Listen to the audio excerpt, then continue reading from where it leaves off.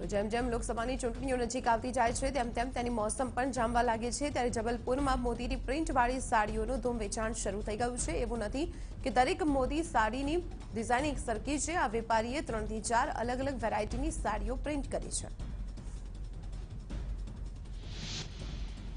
બાબા રામદેવ સુરતની મુલાકાતે છે। તેઓ પતંજલિના સ્ટોરમાં પહોંચ્યા હતા જ્યાં તેમણે આગામી ચૂંટણીને લઈ નિવેદન આપતા કહ્યું કે એક પાર્ટી ચોકીદાર ચોર છે તો મોદી કહે છે કે અમે ચોરી નથી કરી। આથી વડાપ્રધાન મોદી માત્ર પોતાની જવાબદારી નિભાવી રહ્યા છે। રાજકોટના સાંસદ મોહન કુંડારિયાનો જનસંપર્ક વખતે ખેડૂતોએ સવાલ કરતા ચાલતી પકડી હોવાનો વિડીયો વાયરલ થયો છે। કાર્યક્રમમાં ખેડૂતે પાક વીમા માટે સાંસદ પાસે જવાબ માંગ્યો। આ દરમિયાન સાંસદ ગુસ્સે થઈ ગયા અને પહેલા કરતા વાંકાનેરની સ્થિતિ સુધરી હોવાનો ઉડાવ જવાબ આપી સ્થળ છોડીને નીકળી ગયા। જો કે મોહન કુંડારિયાએ વિડીયો 4 વર્ષ જૂનો હોવાનું જણાવ્યું। વલસાડ જિલ્લા કોંગ્રેસ ઉમરગામ વિધાનસભા બેઠકનું વિજય વિશ્વાસ સંમેલન ભિલાડમાં યોજાયું જેમાં વલસાડ બેઠકના કોંગ્રેસના ઉમેદવાર જીતુ ચૌધરી પ્રદેશ કોંગ્રેસના મંત્રી મિલન દેસાઈ સહિતના નેતાઓ હાજર રહ્યા।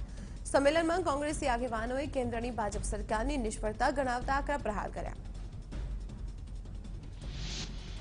હાર્દિક પટેલે ભાજપ પર લગાવેલા આક્ષેપ પર નીતિન પટેલે કહ્યું છે કે હાર્દિકને વિસનગર કેસમાં કોર્ટનો સ્ટે મળ્યો નથી જેના લીધે ચૂંટણી પંચના નિયમ મુજબ હાર્દિક લોકસભા ચૂંટણી ન લડી શકે અને આ મામલામાં ભાજપ સરકારનો કોઈ દોષ નથી। હાર્દિકે આક્ષેપ કર્યો હતો કે ભાજપ સરકાર તેને ચૂંટણી લડતા અટકાવવા માંગે છે।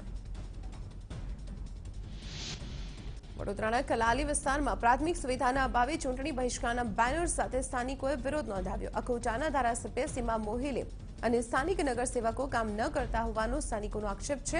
પ્રાથમિક સુવિધાઓનો પ્રશ્ન હલ નહીં થાય તો ચૂંટણીનો બહિષ્કાર કરવામાં આવશે। અમદાવાદના બોપલમાં શરૂ થયેલી પ્રધાનમંત્રી આવાસ યોજનાનો સ્થાનિકોએ વિરોધ નોંધાવ્યો છે। સ્થાનિકોએ આક્ષેપ કર્યો છે કે આ યોજનામાં ભ્રષ્ટાચાર કરવામાં આવ્યો છે। સ્થાનિકોનું કહેવું છે કે આ વિસ્તારમાં પૂરતું બાંધકામ થઈ ચૂક્યું છે। જો વધારે બાંધકામ કરવામાં આવશે તો વિસ્તારમાં ગીચતા વધશે। બનાસકાંઠામાં ડીસાની ચંદ્રલોક સોસાયટીમાં પણ રસ્તા અને ગટરના કામ પૂર્ણ ન થતા રહીશોએ બેનર લગાવ્યા છે। રહીશોએ વોટ માંગશો નહીં, રસ્તો ખરાબ છે તેવા બેનર લગાવ્યા। બનાસકાંઠાના પાલનપુરમાં આવેલા હરિપુરા વિસ્તારના સ્થાનિકોએ પણ અધૂરા રોડ બનાવવાના મુદ્દે હોબાળો મચાવ્યો અને ચૂંટણી બહિષ્કારની ચીમકી આપી। ત્યારે રોડ નહીં તો વોટ નહીંના નારા લગાવી વિરોધ નોંધાવ્યો।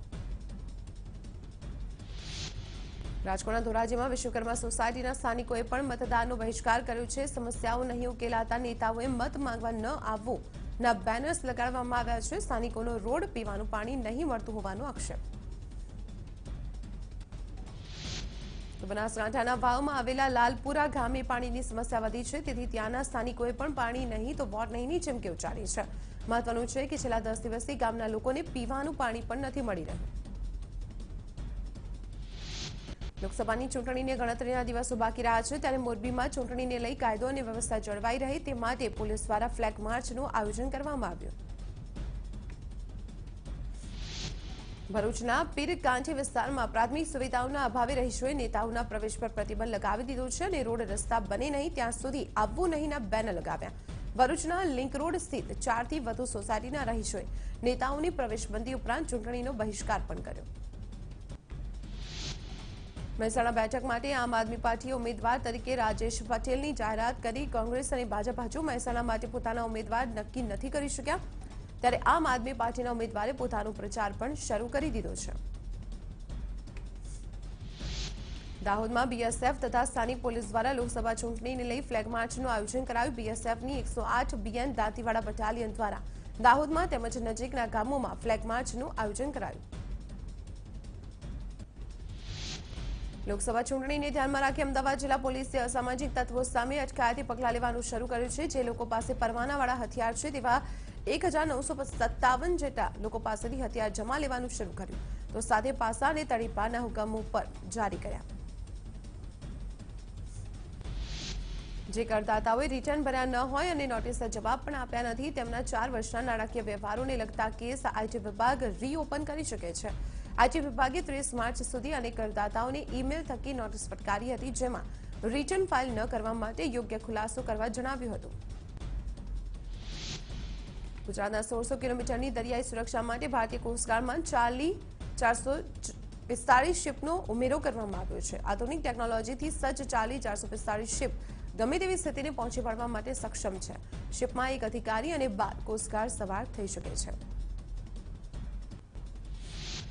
ચાલી 445 શિપ 27.80 મીટર લાંબી અને 106 ટન વજન ધરાવે છે। શિપમાં 2720 કિલોવોટનું એન્જિન લગાવાયેલું છે।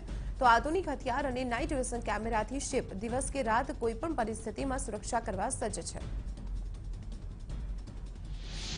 અમદાવાદ શહેરમાં પ્રોપર્ટી ટેક્સ ભરવાનો આખરી દિવસ હોવાથી રવિવારે પણ શહેરના તમામ સિટી સિવિક સેન્ટર ચાલુ રાખવામાં આવ્યા। ચાલુ વર્ષે કોર્પોરેશને 900 કરોડથી વધુનો પ્રોપર્ટી ટેક્સ વસૂલ કર્યો, જે ગત વર્ષ કરતાં 95 કરોડ વધુ છે। અમદાવાદ મ્યુનિસિપલ કોર્પોરેશને 950 કરોડનો પ્રોપર્ટી ટેક્સ એકત્રિત કર્યો છે, જે 70 વર્ષના ઇતિહાસનો સૌથી વધુ રકમ છે। ત્યારે અમદાવાદ મ્યુનિસિપલ કમિશનર વિજય નહેરાએ ટ્વીટ કરી તમામ શહેરીજનોનો આભાર માન્યો।